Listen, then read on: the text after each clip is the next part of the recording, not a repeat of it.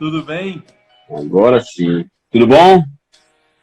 Tudo bem. Tirando o calor, né? Está tudo errado, né? Eu acho que a gente está tendo algum problema. Porque em Curitiba está calor e em Natal está frio, é porque tem algum problema mais que coronavírus, né? Alguma coisa está errada. Sabe o que é bacana? A gente fazer uma live, voltar a falar um pouquinho de cirurgia plástica da face. Eu tenho feito várias lives e procuro falar de coisas que possam beneficiar as pessoas nesse período. Na sexta-feira, a gente vai ter uma live, aí sim no meu Instagram, diretamente com uma psicóloga, falando um pouquinho sobre confinamento. Mas, Legal. independente de ser uma coisa útil e tudo mais, não dá para passar esse tempo todo sem falar em cirurgia, né, Rostan? Não. Conta como é que está a sua rotina. Como é que está a coisa aí na sua cidade? Aqui é o seguinte, a maioria das pessoas, para quem não me conhece, eu moro em Natal, né, no Rio Grande do Norte, então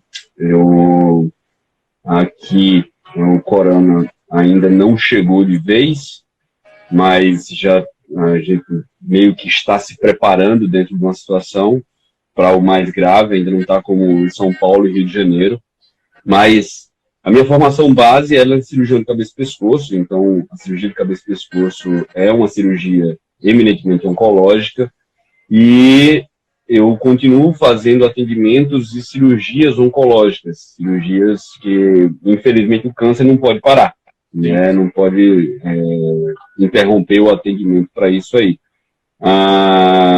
Mas, obviamente, as cirurgias eletivas, então, digamos, cirurgia de tireoide, mesmo que seja por câncer, como um câncer de tireoide é um câncer muito indolente, por exemplo, ele tem um comportamento muito lento, a Sociedade Brasileira de Cirurgia de Cabeça e Pescoço até orienta que seja postergado. Os hospitais eles estão numa situação meio que de alerta em relação ao que pode vir a acontecer, então são casos específicos de cirurgias eletivas que estão sendo liberadas, e a gente está naquela, a cidade meio que está parada, e aí, como eu brinquei com você, aqui a gente está tendo um período de muita chuva, que não é comum para a época do ano. Até março tem mais chuvas, mas da forma como está sendo, e até baixando um pouco a temperatura numa cidade que é caracteristicamente mais quente, e você dizer para mim que Curitiba está quente. Né? Totalmente não é a regra. Exato. Rostan, olha só, eu comecei a trabalhar junto contigo no Instituto da Face já praticamente no início da empresa, em 2018. E o que eu acho importante a gente frisar a respeito do Instituto, primeiro, ele surgiu com uma missão de a gente poder ajudar as pessoas a ficarem com uma face mais feminina, mais delicada e mais bonita. Eu queria ressaltar aqui que nós somos vários especialistas. Então, você que é um cirurgião de cabeça e pescoço, Dr. Frederico, que é otorrino, eu que sou um oftalmologista e especialista em pálpebra e cirurgia plástica ocular. Nós temos também um colega cirurgião plástico. E como é que tem sido para você, em relação ao Instituto, essa interação com os colegas e nós temos assumido aí uma missão de deixar as pessoas mais bonitas? Só um segundo. Eu acho que aqui deve estar tendo... Tá legal aqui para mim. Tá legal aí? Tá legal aqui para mim. Aqui estava dando...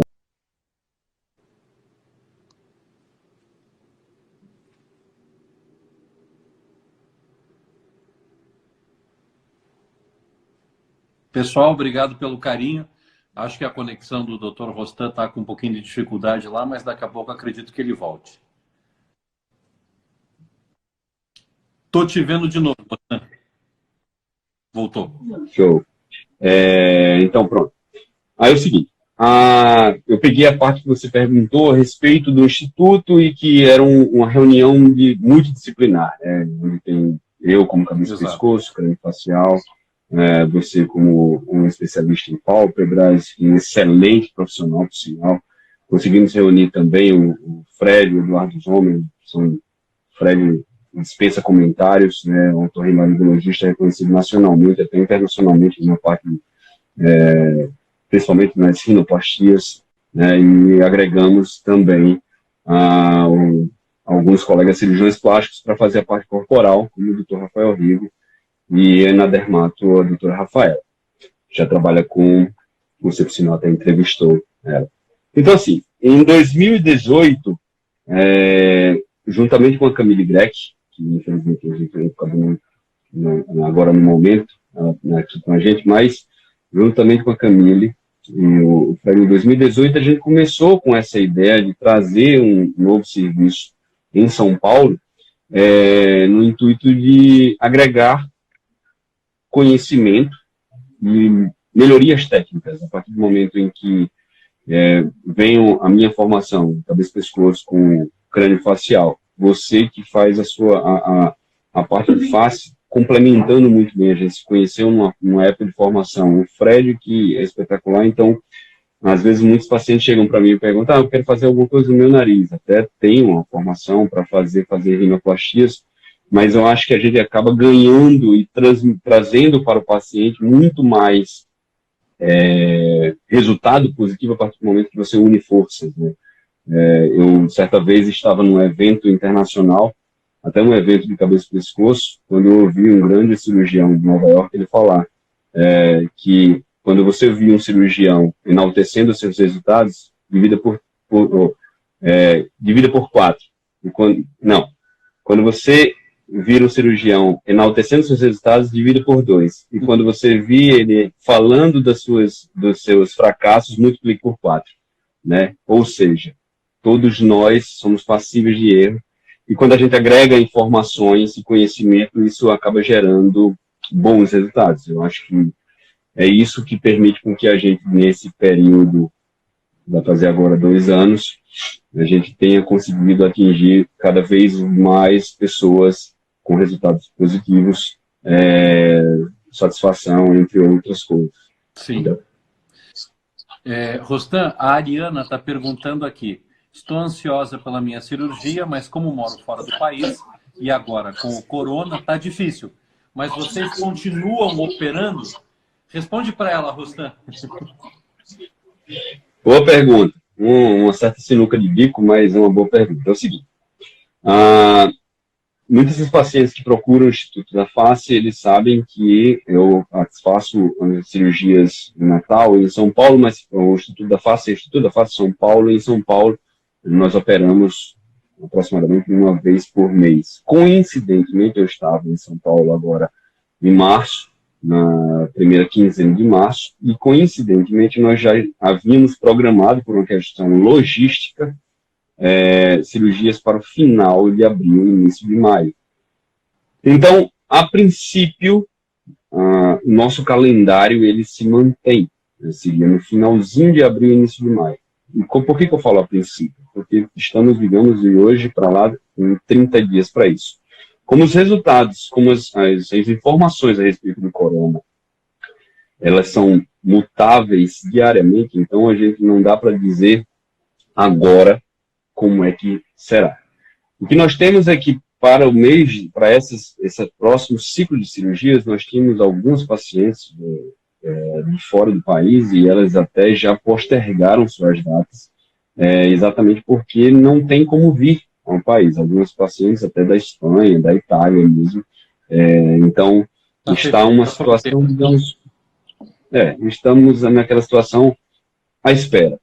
Para a situação de São Paulo e de Brasil, por enquanto a gente ainda está naquela de ver como é que serão as próximas demandas, as proibições e liberações, né? Então, a princípio, está mantido. O que eu posso deixar isso muito claro, falando por toda a equipe, é que, se por acaso não acontecer agora, essas deliberações, assim que for liberado, até porque se tem uma coisa que nós gostamos de fazer, né, Rogério? Operar. Não é nem por questão financeira, é por questão de prazer mesmo. Então, Eu até vi há pouco tempo uma postagem do Fred muito interessante, ele falando lá tal, e aí ele termina brincando e dizendo: eu estou morrendo de saudade de fazer isso. É uma foto dele operando. E exatamente isso. Então, acredito que muito breve, e eu tenho um pensamento muito positivo em relação a essa questão do corona, eu acredito que a gente vai passar, não ileso, mas pensar positivo. Então, E complementando tua resposta, Rostan, para a Ariana, algumas cirurgias a gente ainda faz nesse momento, mas são cirurgias funcionais, cirurgias de urgência e emergência, mas as cirurgias estéticas é que, por hora, estão interrompidas. Exato. E lembrando ainda que 75% dos pacientes nossos do Instituto, eles moram fora do país. Então, agora, com a questão do corona, isso realmente acaba obrigatoriamente, além das orientações aqui do país, é impossível os pacientes chegarem agora. Rostan, exatamente. A primeira questão que eu acho mais abrangente, que eu queria que você falasse um pouquinho, é o seguinte: define para as pessoas que estão nos acompanhando exatamente o que é a cirurgia de feminização. Ótimo. Isso eu adoro falar sobre isso, porque exatamente é uma informação que até mesmo os colegas médicos, muitos deles não sabem. Então, a cirurgia de feminização, né, facial, especificamente da face, digamos que ela se popularizou. Eu particularmente gosto mais de chamar de remodelação facial, mas ela se popularizou e ela abrange, ela se popularizou no sentido de que são procedimentos feitos na face para, digamos, melhorar as características mais grosseiras de um rosto masculino, com características masculinas. Eu vou explicar especificamente cada ponto. Quando eu falo de remodelação facial, é exatamente porque o contrário pode acontecer. Você tornar características mais suaves em características mais grosseiras. E o que seriam características suaves no rosto e características grosseiras? Vamos pensar num crânio masculino e num crânio feminino. Originalmente feminino. Então, nós temos algumas características, como, por exemplo, a região frontal, esse osso aqui frontal, principalmente aqui na região do seio frontal, onde por conta de características não só antropológicas, mas hormonais, a gente vai ter uma região, uma estrutura óssea mais proeminente também, com a região da órbita mais saltada, deixando esse aspecto aqui mais grosseiro. Uma testa, uma linha capilar masculina, originalmente masculina, ela pode ter mais entradas, ou então ela tem uma implantação do cabelo mais alta, mesmo que seja uma linha capilar reta, como a minha, como a sua, com menores entradas, mas isso é uma característica de uma face mais masculina. Se você descer para o terço médio da face, você vai ver que rostos com características mais femininas, eles têm essa maçã do rosto mais proeminente, entendeu? Assim como na região inferior, você vai ter um ângulo da mandíbula mais marcado e a região do queixo também mais proeminente, um queixo mais quadrado. Então, o que a cirurgia, digamos, ou a cirurgia de feminização facial, ela engloba vários procedimentos. E não significa que você, para fazer isso, você precise fazer todos esses procedimentos. E muito menos não significa que só uma mulher trans precisa fazer isso. Você tem mulheres cis que também têm essa região mais proeminente. Você tem mulheres cis que também têm essa região mais proeminente. Você tem mulheres cis, que eu mesmo já operei, que tem a região do pomo de Adão mais proeminente, simplesmente por uma questão hormonal. Entendeu? Então, ela não é uma cirurgia caracterizada ou categorizada para um grupo específico da população. Para, digamos, para o sexo feminino. Assim.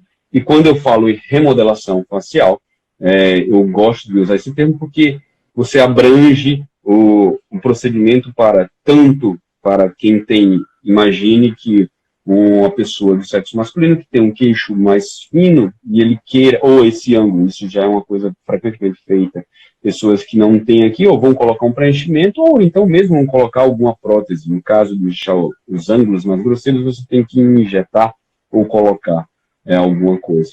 Já para a remodelação, para suavizar, entre aspas, não é que seja mais fácil, mas você, digamos que você reduz aquilo ali. Então, basicamente é isso. Recapitulando. A linha do cabelo, você traz a linha do cabelo mais para frente, você reduz essa região aqui, você arqueia a sobrancelha, com a sobrancelha feminina ela tem um arqueamento mais característico. Na região do nariz, você vai ter um nariz com uma ponta mais elevada, um dorso mais suave, essa região chamada radix um pouco mais alta. Aqui nas maçãs do rosto, isso aqui vai estar mais proeminente nas mulheres, assim como os lábios mais proeminentes, não necessariamente precisa fazer injeção, mas não são lábios cerrados como o lábio masculino. E aí vamos para o queixo, aquela região do queixo, o queixo mais quadrado, a gente faz essa redução, e no pomo de Adão. E eu até complemento, eu vi aí, enquanto eu estava respondendo, uma das pessoas perguntou a respeito da voz. Que é a cerejinha do bolo. Exatamente. Então é importante a gente falar, eu vou só fazer a menção, que também é um ponto em que a gente faz a redução do pomo de Adão, mas a cirurgia da voz, que se chama, quer dizer, tem 2 tipos de técnicas, e a gente vai falar mais à frente. A cirurgia da voz, ela vem também porque também é uma característica, uma voz mais masculina, digamos assim, ou com um tom mais grave, e uma voz com um tom mais agudo. Rostan, eu quero partir de tentando organizar o nosso pensamento, então, dentro da cirurgia de feminização, que traz os traços mais femininos para a face, sendo trans ou mesmo cis, enfim, todo mundo tem áreas que podem ser mais feminizadas. A primeira cirurgia, a mais executada, é justamente a frontoplastia. E a maioria das pacientes se preocupa muito com a cicatriz da frontoplastia. E você tem uma experiência com o uso de grampos, sem uso de grampos, você tem experiência com cola, sem cola, você já trabalhou com vários fios. Como é que você colocaria hoje as principais características da técnica da frontoplastia? Maravilhoso, Rogério. Realmente, essa é uma dos procedimentos mais procurados para a frontoplastia, digamos, a frontoplastia óssea. Existem diversas técnicas de abordagem, mas basicamente seria a frontoplastia óssea, para quem está nos assistindo, para que possa entender. Você vai fazer uma redução dessa região, principalmente aqui nessa região mais inferior. Tá? Muitos pacientes, às vezes, me procuram querendo, porque a característica do crânio é mais quadrada, ou mais proeminente, mas daqui para cima, aí a característica do crânio.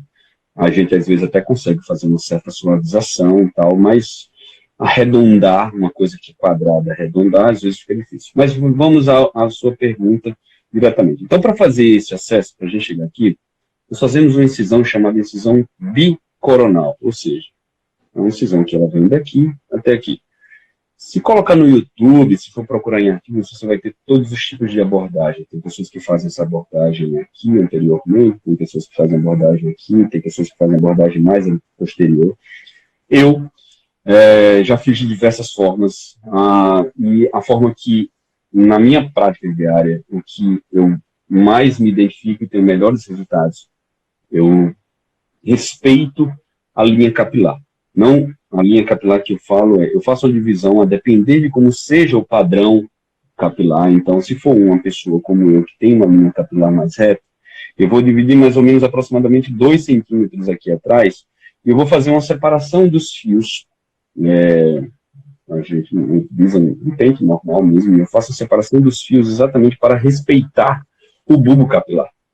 E aí, já fiz o uso da incisão em serrote, já fiz a incisão em escadinha, entre outras coisas, mas eu faço a separação desse fio de um lado ao outro, a gente faz a separação do cabelo todo, fazendo a incisão e levando ao descolamento aqui nessa região. Para o fechamento, também já utilizei diversas formas e a forma que eu mais, digamos, que me sinto melhor, mais seguro e com resultados mais positivos, é quando eu faço. Eu fecho em duas camadas. Eu faço a camada interna e fecho uma camada externa com um fio absorvível, chamado de monocrítico. Já utilizei grampos. Para quem não conhece, os grampos, eles são utilizados principalmente fora do país, e ele facilita mais tecnicamente, e ele mantém a força de tensão do tecido sem permitir que ele esgarce. A grande preocupação para quem faz a cirurgia da frontoplastia, das pacientes, no número geral, é com a perda de cabelo. E existe essa preocupação, quando você faz esse descolamento, se vai haver alguma falha ali. Uma das coisas que os trabalhos mostram, e a prática diária também mostra, é que quando a gente faz essa separação, respeitando, e principalmente uma incisão, onde, para você que é cirurgião, você vai entender, mas do leigo, quando a gente faz o corte do bisturi, você tentar entrar de uma forma perpendicular ao fio, ao bulbo capilar, entendeu? Então, quando você mantém esse bulbo capilar íntegro, independente de você utilizar fio, grampo, ou qualquer cola eu nunca utilizei, mas já li a respeito. Mas eu acho que fica difícil de você utilizar a cola por conta do cabelo. Eu também não raspo o cabelo. É uma coisa que eu nunca fiz e tenho tido excelentes resultados por conta disso. Então, quando você respeita o bulbo capilar, você consegue manter um resultado. Essa perda capilar ela acaba sendo muito, muito, muito menor do que quando você faz incisões mais transversais e cortando esse bulbo capilar. Entendeu? Então, há uma perda, não é de ficar buracos, não é de ficar uma falhas maiores, mas simplesmente você tem uma perda, mas esses bulbos eles se mantêm até em exames específicos, é possível verificar que vai haver o crescimento. Mas aproximadamente de 1 a 3 meses, o paciente ele já começa a ter a diminuição dessa perda e depois vida normal. E eu acho que para deixar todo mundo mais tranquilo,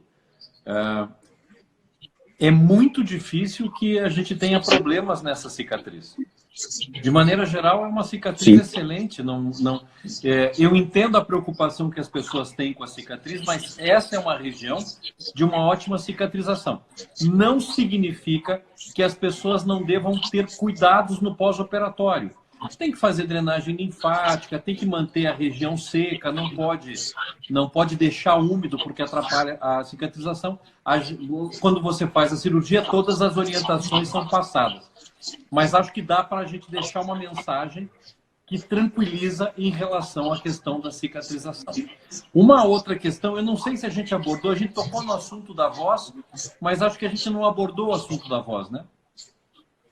Não, só falei por cima assim para a gente falar depois mais dedicado. Vamos falar um pouquinho de voz, tenho 2 pedidos aqui. Vamos antecipar um pouquinho a voz então, Gustavo? Tá. Então, como eu falei, para a voz, digamos assim, quando você tem uma característica vocal, meu padrão de voz, o seu padrão de voz é um padrão de voz mais grave. Uma voz, digamos, caracteristicamente mais masculina. Então, a frequência fundamental do padrão de voz masculino, ele vai aproximadamente até 170 Hz. Né?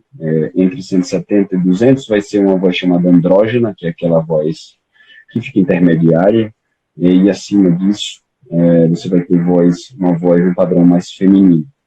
A grosso modo, eu vou tentar fazer assim, é como se eu estivesse aqui falando, e aí na cirurgia da voz, para eu fazer esse som que eu vou fazer agora, oi, Rogério, tudo bom? Para eu fazer isso, eu me utilizo eu mando meu cérebro,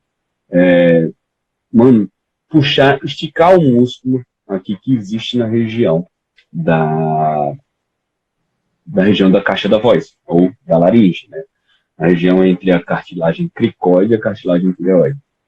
Quando a gente faz isso, o cérebro manda fazer isso, você está provocando uma contração de um músculozinho que é chamado cricotireoideu. Esse músculozinho, ele vai tracionar a cartilagem, que é o pomo de Adão, ele traciona para frente, fazendo com que as cordas vocais, que são os músculos que tem dentro, se estiquem, igual uma corda de violão. Quanto mais você aperta, mais estica essa corda, e o tom, quando você toca essa corda, o tom fica mais agudo. Então, o princípio é basicamente o mesmo. A cirurgia, existem duas técnicas mundialmente conhecidas.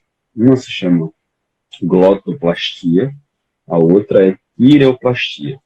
A glotoplastia é uma cirurgia onde você vai diretamente na corda vocal. Você vai internamente, com o que a gente chama de laringoscopia de suspensão, passando sob anestesia geral, e aí você faz uma microcirurgia, você faz uma aproximação das cordas vocais. A tireoplastia, você vem por fora do arcabouço das cordas vocais. Você vem nessa estrutura aqui, você não mexe nas cordas vocais, e aí você faz essa aproximação da cartilagem tireoide, cartilagem cricoide, fazendo com que ela, esticando, ela possa aumentar o tom. Eu costumo dizer que a cirurgia para a voz é uma cirurgia que, diferente, por exemplo, da cirurgia da fronto, da rino, da pálpebra mesmo, a gente consegue ter uma previsão, uma previsibilidade de como é que vai ser o resultado. Mas para a voz, como o processo da fonação é uma coisa muito complexa, muito dinâmica, não é necessariamente como vamos sorrir, e tudo sorrir, aí você montar um sorriso. O processo da voz é necessário, é a passagem de ar e um músculo que vai vibrar ali especificamente. Então, o que a gente faz é colocar a corda vocal numa posição, e o que vai fazer essa corda vocal manter-se nessa posição é como se eu esticasse meu braço. Então, eu deixasse ele mais longo, não adianta eu simplesmente deixar ele mais longo e não fazer um trabalho fisioterápico. Eu vou perder o movimento desse braço, não vou ter uma coordenação adequada. É mais ou menos isso. O trabalho da cirurgia, juntamente com a fonoaudiologia, elas são, digamos, sinérgicos, elas ajudam para ter um resultado mais positivo. Porque o Dr. Geraldo Jotz, que é um grande professor que me ensinou essa técnica, ele costuma dizer que a quiroplastia é um procedimento pequeno. O importante é a fonoaudiologia, entendeu? Mas é uma cirurgia que ela tem resultados muito variáveis e resultados muito positivos. No caso da técnica da quiroplastia, a gente faz uma pequena incisão aqui na região do pomo de Adão. Nós fazemos a aproximação aqui dessas duas cartilagens. O paciente, já na hora, a gente consegue permitir que entender qual o tom da voz que esse paciente chegou. Pedimos para esse paciente se manter em repouso vocal por aproximadamente uma semana e depois tentar começar com os exercícios fonoaudiológicos para ter uma chamada estabilização desse padrão vocal. Entendeu? É uma cirurgia muito interessante. Eu já fiz essa cirurgia, por exemplo, pacientes em mulher cis que tinha um padrão de voz um pouco mais grave, exatamente porque ela fez uso de anabolizante em época pregressa. Mudou totalmente o perfil da voz, ficou mais grave. Pois é. E por que ela ficou mais grave? Exatamente porque o anabolizante ele faz uma hipertrofia da musculatura, de uma maneira geral. E ela vai hipertrofiar, ou seja, vai crescer a musculatura da corda vocal.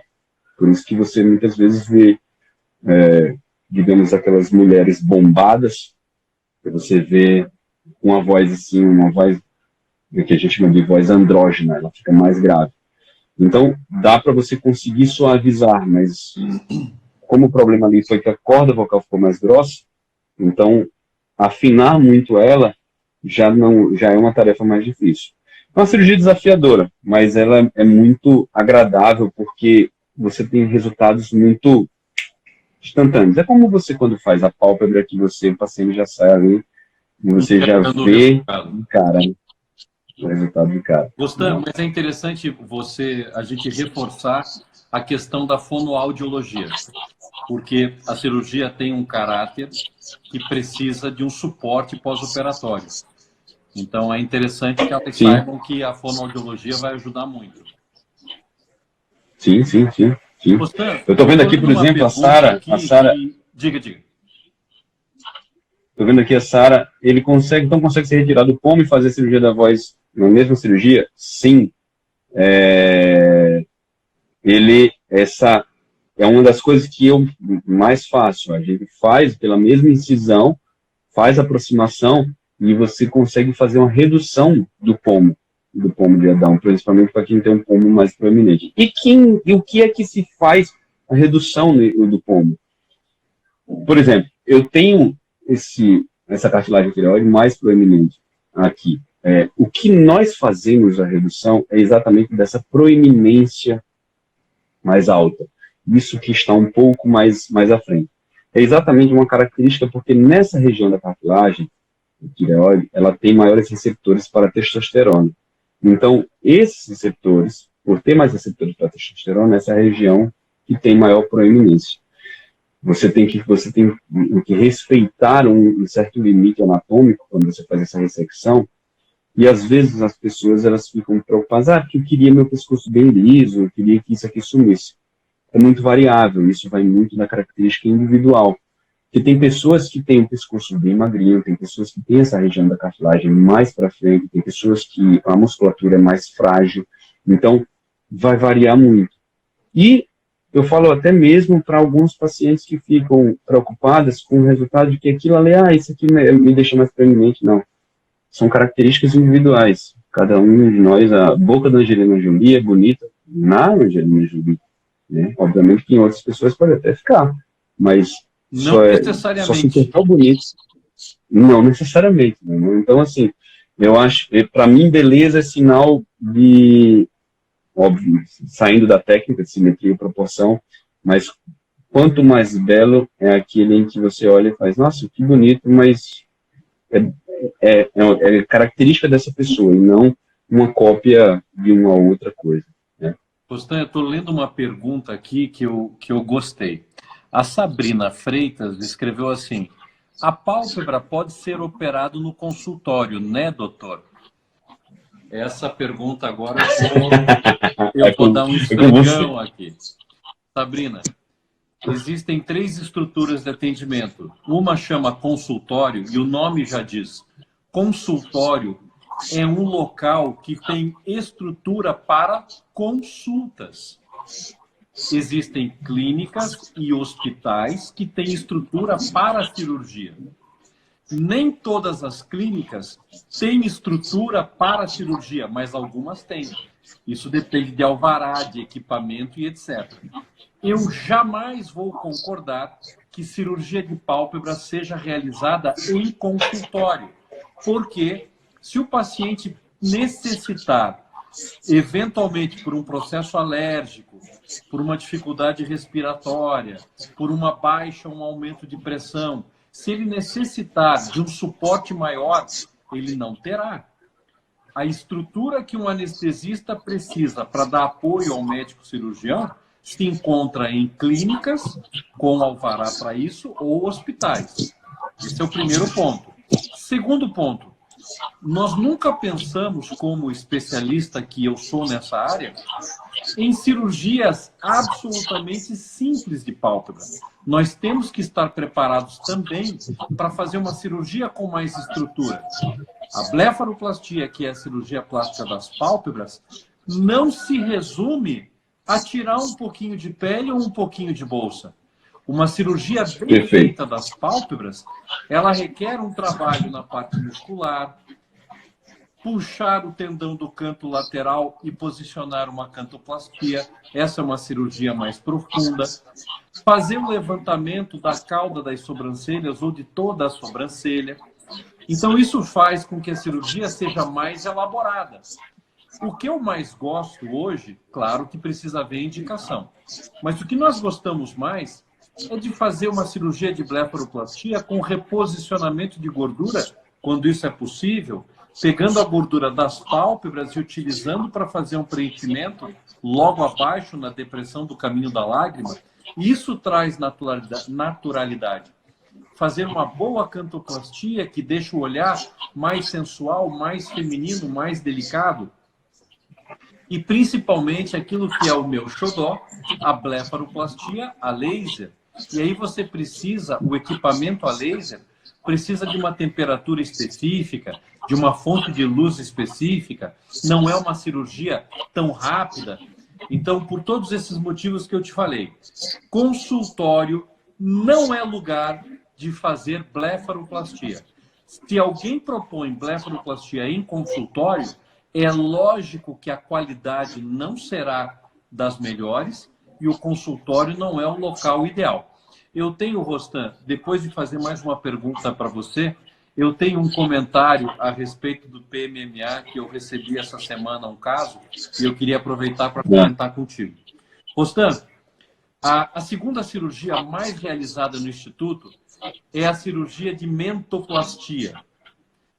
Existiu durante algum tempo uma certa rivalidade entre a cirurgia de avanço e a cirurgia de colocação de prótese, ou mesmo a redução. Comenta um pouquinho para o pessoal sobre a mentoplastia. Certo. Excelente. A mentoplastia, né, o termo mentoplastia é a plástica da região do queixo. Né? Então, digamos assim, é como se fosse um desmembramento de uma cirurgia mais complexa, que seria a cirurgia ortognática. E o que seria a cirurgia ortognática? É aquela cirurgia onde nós, para ter uma mordida correta, ela não é só de cunho estético, ela é de cunho funcional também. E aí, na cirurgia ortognática, se mexe na região da maxila, da mandíbula e, às vezes, do mento. Mas, especificamente para a mentoplastia, eu sempre que falo com as minhas pacientes, os meus pacientes, independente do sexo, uma coisa que eu sempre oriento é que não adianta, por exemplo, a pessoa chegar e fazer, eu vou fazer só o meu nariz. E o cirurgião ir lá e fazer o nariz. E às vezes fica uma coisa bonita e ao mesmo tempo destoante do rosto, porque ele fez e não levou em consideração um queixo, ou uma testa, uma coisa do tipo. Então, hoje mesmo eu atendi online uma paciente que já tem indicação de a gente mexer na região da frontal e na região do queixo. E ela já tinha feito o nariz. E a região do queixo dela, eu até disse para ela, eu acho que você merece fazer um avanço, a gente posicionar o seu queixo um pouco mais à frente, ele tem um queixo mais recuado, e talvez reduzir quando nós fizermos as avaliações presenciais, os exames específicos. O que eu quero dizer com isso? A mentoplastia, você pode colocar o queixo em diversas posições. Você pode reduzir ele para cima, você pode aumentar ele, você pode trazer ele para frente, você pode trazer ele para trás. Vai depender das características individuais. Então, imagine que uma pessoa ela tem essa região do terço inferior um pouco mais proeminente. A depender da característica, você não pode... a mento ela vai resolver, mas talvez você precisasse, para a pessoa que é assim, ela não adianta você simplesmente mexer no queixo. Você vai precisar indicar, particularmente, uma região da mandíbula também. Mas, digamos que ela não seja dessa forma que a gente chama de classe 3. Ela só tem uma proeminência óssea, mesmo nós conseguimos reduzir. Ou como, por exemplo, essa paciente, que ela tinha, até em uso de aparelho, ela tinha um queixo um pouco mais para trás, e quando ela fez a rino, o rosto dela acabou ficando mais convexo, aquele rosto com características mais assim. Então, eu sugeri para ela, disse, eu acho que você vai ter uma grande indicação de fazer a mentoplastia e gerar mais harmonia do seu rosto por conta da proporção, né, entre os terços faciais. Então, a mentoplastia, ela é para mim, quando eu mexo com a face, eu sempre tento olhar como um todo. Porque eu já tive casos de pacientes que iriam fazer só a região da testa, fazer um avanço e eu disse, se não fizer o queixo, vai ficar com o queixo grande agora, porque você vai diminuir a testa e o rosto vai continuar longo. E aí a pessoa, quando entende o recado, ela consegue perceber que isso vai dar uma complementação melhor. E como é que eu faço a mentoplastia? Até vou aproveitar e responder aqui a resposta da minha querida Lola, que perguntou aqui algumas vezes, eu vou fazer uma menção a respeito dela. A gente faz uma incisão aqui, na região do sulco gengival, o nome é esse, descola até a região óssea. Para fazer mentoplastia, por exemplo, de avanço, alguns profissionais se utilizam de próteses. Essas próteses elas podem ser com silicone, é uma das características, ou com alguns materiais, como, por exemplo, Medipor, entre outros, sem fazer propaganda. Eu, particularmente, gosto de fazer a mentoplastia óssea, onde você chega até o osso, e você serra o osso, e com medidas específicas você coloca aquele fragmento ósseo mais à frente, mais atrás, mais acima, mais abaixo. Tá? Então você descola,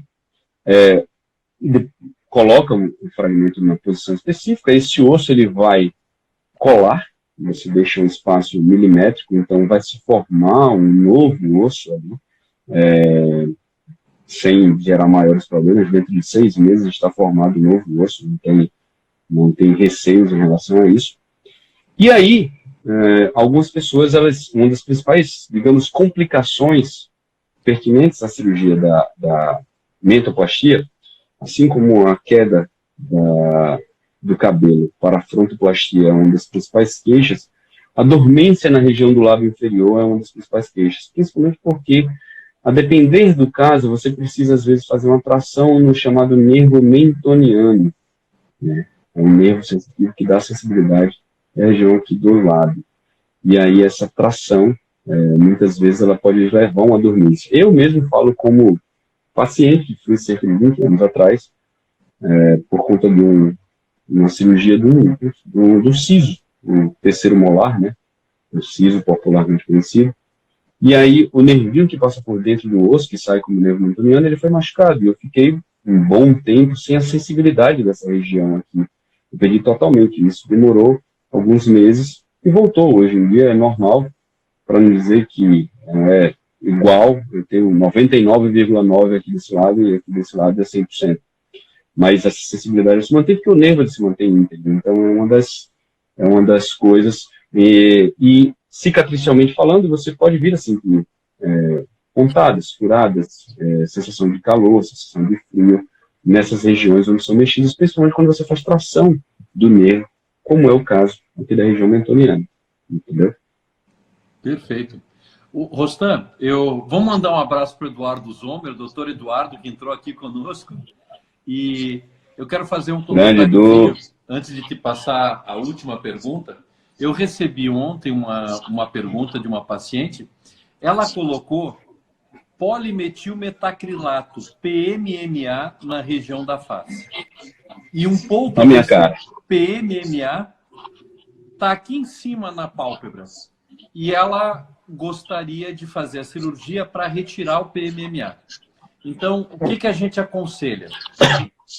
Se ela colocou o PMMA nessa região e quer retirar, está um pouquinho inchado mesmo, é lógico, ela quer ficar mais bonita. E o grande problema para nós cirurgiões é que nós não podemos prometer que, ao mexer nessa região, não ficarão depressões. Por quê? Porque o PMMA se mistura ao músculo, se mistura à gordura da região, que é muito pouca, mas tem um pouquinho, e com isso faz fibrar dessa região. Deixa eu convidar de novo o Dr. Rostan aqui, que ele acabou saindo. Vamos adicioná-lo.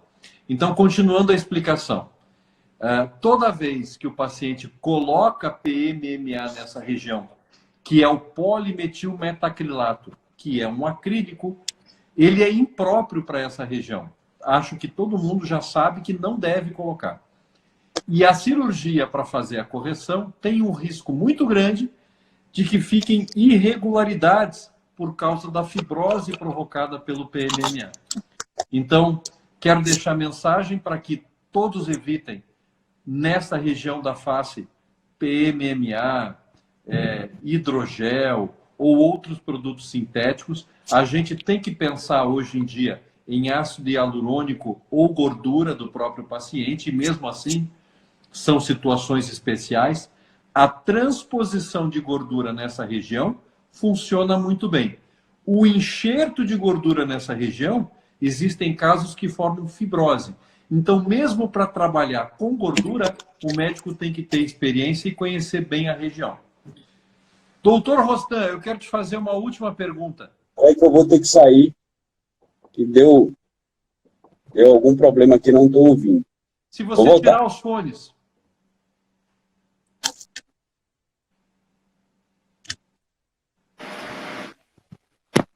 Oi? Oi. Acho que sem fone, como é que você está se sentindo? Pronto. Beleza. Agora deu certo. Então, beleza. Olha só.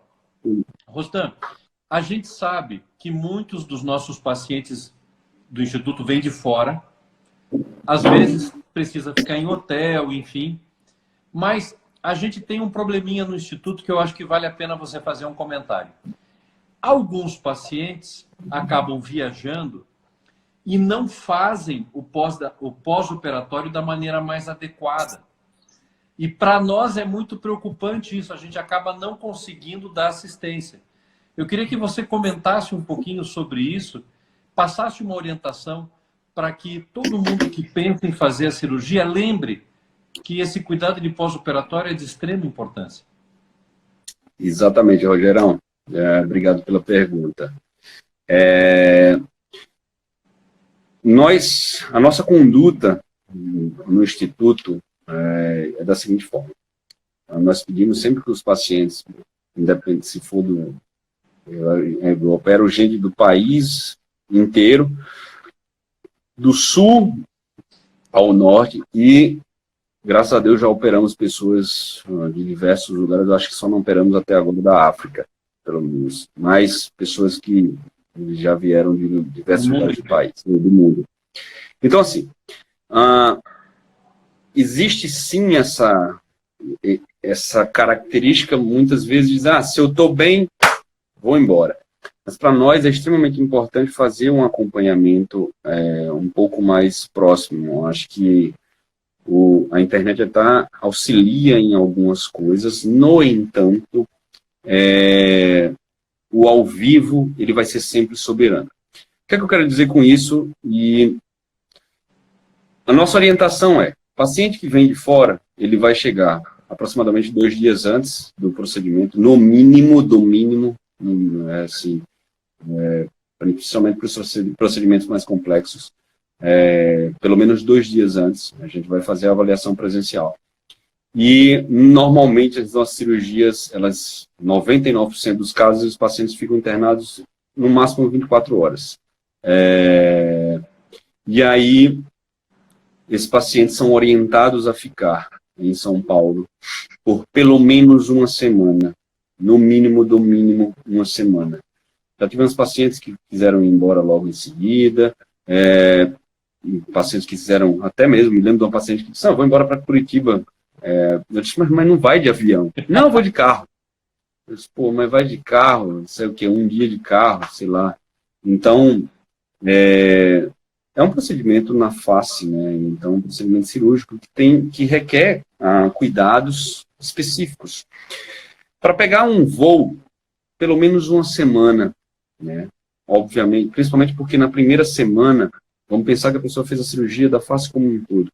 Na primeira semana, quando você vai ter as principais complicações possíveis, os hematomas, um maior edema, possíveis sangramentos que possam vir a acontecer, entre outras coisas. Ou a chamada deiscência, abertura de pontos. Muito pouco provável, até porque das incisões que a gente faz, as externas só essa aqui e essa daqui. Até hoje nunca tivemos nenhuma deiscência. Mas, no mínimo, uma semana. O ideal seria que 15 dias que esses pacientes pudessem ficar junto do nosso instituto, pelo menos 15 dias. Mas nós entendemos que existe toda uma questão de logística, de estadia, entre outras coisas. Então, muitas vezes o que a gente faz fique pelo menos uma semana, 10 dias, para voos internos. A gente libera que o paciente possa viajar, vamos falar de uma maneira geral, uma semana a 10 dias depois, e para voos internacionais para pelo menos 2 a 3 semanas, né? Até por questões de trombose, entre outras coisas. todas as nossas pacientes, todas as nossas pacientes, nós indicamos o uso de meias antitrombóticas, que são, até porque os procedimentos, por mais rápido que seja, vai mexer em osso, né? Então é uma questão de segurança, de cirurgia de seguro. É uma proteção. É uma proteção. A gente manda, o paciente vai para casa sempre coberto com antibióticos, apesar de cirurgia ser considerada, tudo bem, cirurgia limpa, aqui potencialmente contaminada, porque a região da boca é uma região contaminada. Mas bater nessa tecla de que é extremamente importante essa atenção do paciente ficar no domicílio da cirurgia, né, por esse período mínimo, porque isso é de extrema importância para um bom resultado, né? Às vezes, quando eu tenho recebido até, hoje mesmo, vi uma das minhas pacientes, que eu operei agora 3 semanas atrás, ela mandou um vídeo para minha atendente, e um vídeo muito legal, onde tirava todas as dúvidas dela. Então, a tecnologia, ela ajuda, de certa forma, aproximar a gente em algumas coisas, e eu pude esclarecer para essa paciente, especificamente, alguns detalhes que ela estava com dúvida, o que é muito comum e muito normal, né? A nossa profissão está aqui, não é para trazer, operar, digamos que a parte mais legal, é a parte fácil. Fazer o pós-operatório, ele é tão ou mais importante do que uma cirurgia, né? Os bons resultados, eles vêm muitas vezes de como é que você dá a conduta no pós. Sim. Rostan, eu quero aproveitar para te fazer um convite. A gente está com 55 minutos de live, daqui a pouco vai encerrar. E nós tivemos aqui bastante participação e muitas perguntas. Então, o que eu quero te propor? A gente vai olhar as perguntas, vamos ver quais são, porque algumas perguntas vão se repetir. A gente não conseguiu falar hoje de cantoplastia, a gente não conseguiu falar hoje da projeção da maçã do rosto, a gente não conseguiu falar muito sobre os caráteres, o caráter mais sedutor da feminização. Então, o meu convite é o seguinte: vamos pegar todas essas perguntas, convidar todo mundo que está aqui na live conosco, tem bastante gente agora, a gente avisa o horário e o dia da semana que vem, e a gente vai montar um material em cima das maiores dúvidas, e assim a gente vai esclarecendo as pessoas de uma maneira cada vez melhor. Alguns assuntos talvez se repitam, mas eu acho que tem temas que são importantes que vale a pena a gente repetir. Você aceita meu convite? Não, já está aceito e eu acho perfeito, até porque para nós é muito gratificante ver isso aí, a interação. Eu acho que é um tema muito legal, acho que tem muito que a gente abordar. Face, costumo dizer que é o cartão postal de todo mundo, né? Então, não é só cirurgia de feminização, é tudo, né? Então, acho que vamos fazer isso. Já aproveito o ensejo e solicito às pessoas que estão assistindo e a quem vai vir a ver depois, que nós vamos deixar isso aí, deixar as suas perguntas, os directs, alguma coisa assim, para a gente poder fazer o levantamento dessas perguntas, e eu acho que seria extremamente gratificante responder a isso tudo numa próxima live. Maravilha. Doutor Rostan, muitíssimo obrigado. Um grande abraço aqui pelo apoio da Camille, do doutor Frederico, do doutor Eduardo Zomer. Estou esquecendo alguém aqui, a doutora Rafaela Albuquerque, nossa dermato amada. O Rafael Rigo. O nosso cirurgião plástico querido. E nos vemos já na próxima semana. Só fazer um adendo dos agradecimentos, né? Primeiro, agradecer a você, que é espetacular. Eu já brinquei com você, que até eu acho que o pessoal pode até votar aí e dizer que sai o William Bonner e entra Rogério, né? Mas eu acho que o Instituto ele tem sido cada vez mais coisas boas para os nossos pacientes, exatamente porque existe uma integração da equipe. Então, fica o meu agradecimento aqui a você, a Camille Greck, beijo.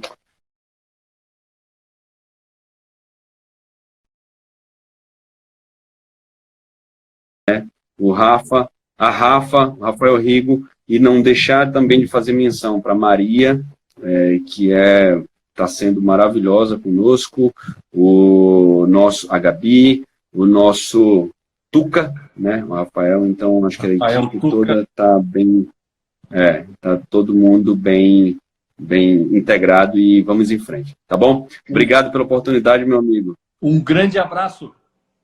Um abraço, fique com Deus. Tchau, tchau.